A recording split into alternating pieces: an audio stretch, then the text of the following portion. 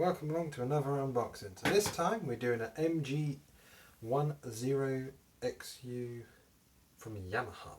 Now this is supposedly a mixer desk, but unlike your standard mixer desk, this is USB, so this lets me connect it straight into my PC and bypass my sound card, so no more Windows issues. Thank God for that.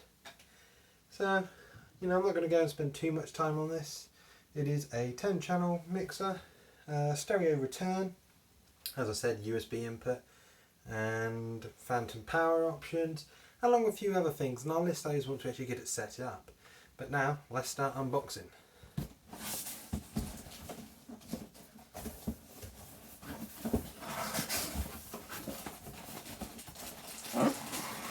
Okay, first up, we have the power brick. So this is externally powered, which is fine. I wouldn't expect the power supply to be built with something like this. The table looks like a pretty good length, so I'm going to be able to hide that underneath the desk, which is always handy. Flipping it up on its end, we've got a piece of foam. Oh, how very exciting.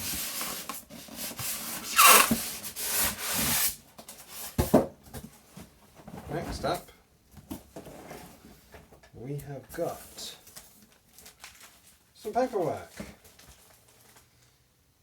Now this paperwork also includes how and where to connect everything so that you can, at least in theory, wire it all in without trying. Follow up with one mixer desk. So here is the desk itself. It's good that it came separately wrapped, but kind of expect it these days. Now this doesn't come with a USB cable for connecting it into your PC, so I do have to dig out one of those, which is a bit of a shame. Right, one board.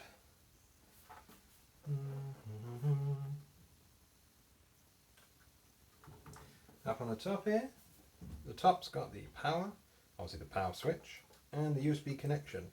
Now there is supposed to be an app that will actually let you plug in or connect via some means an Apple device. I hate Apple, so I won't be doing that. That is all. And mine seems to have a strange, I don't know if you can be able to see it on there, oil type stain around the middle of the board. I'll have to see if I can clean that off at some stage. But either way, that is the mixer. So let's plug it in. Okay, right, now then, the mixer desk. So I've had this on my desk for about a month now. I wanted to get to grips with it a bit, use it a bit, fiddle with it a bit before I sort of put my opinions out on about it, because realistically I don't want to just take out the box and go, oh, it's pretty. That doesn't really help anyone. So first things first, let's talk about the actual inputs and outputs on it.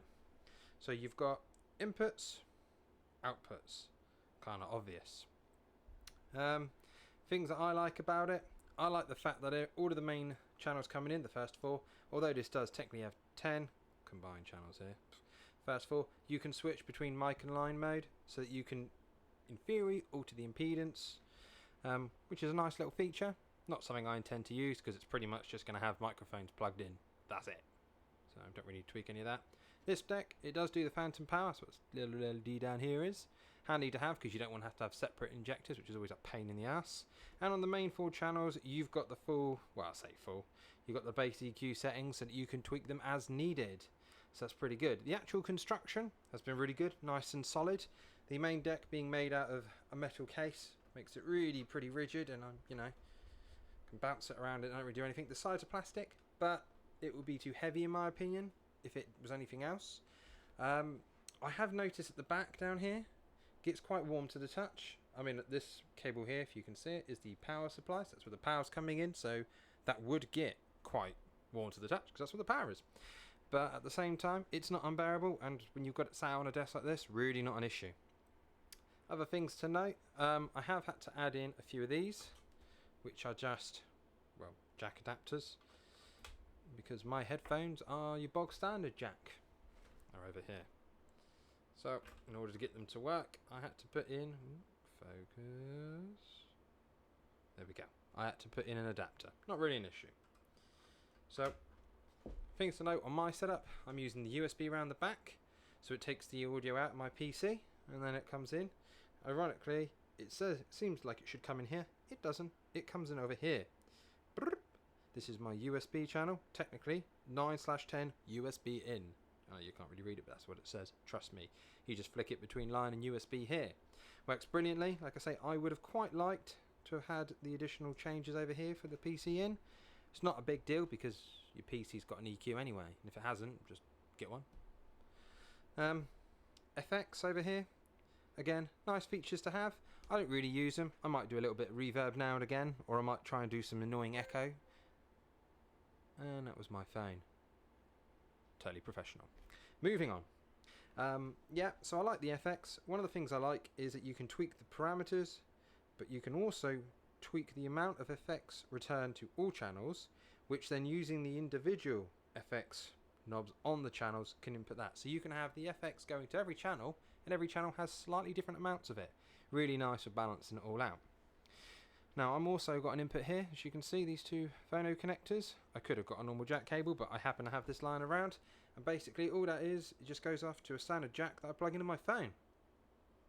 That's all really. It means that when I'm using this, I can continue listening to music I've got on my phone, or if I happen to want to do something annoying like plug in an external device, then I can do.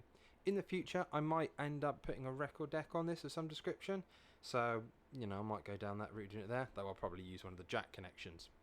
Either way, the flexibility is great. Now, none of these apparently are balanced coming in. Depending on what you're doing, it might be an issue. This microphone isn't balanced, so it's really not a problem. I don't intend to plug any other equipment in on the end of this anytime soon, so it doesn't make any difference to me either. The outputs are, but only the main output.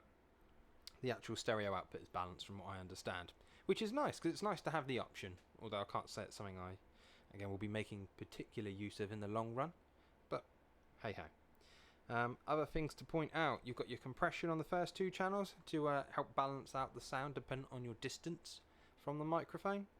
It does its job reasonably well. The better your microphone, the better it works. So I think that's kind of the same for everything, isn't it? You've got your gain up the top over here, which works really nicely for upping the gain. Obviously you've got to be a bit careful because it does cause it to peak. Now if you look down here, you can see obviously that there are some little green lights that pick up periodically.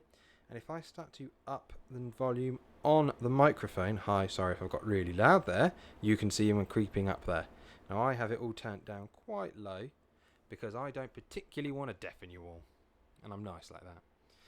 You know, depending on what you're doing, you can tweak it, but the fact that you can see all of this in real time really lets you make sure you don't have any issues on there. So I'm a big fan of that. Other things to note, you can change the PC input to be mono or stereo. You wouldn't really want to, but if you're using it as a line, you might well do.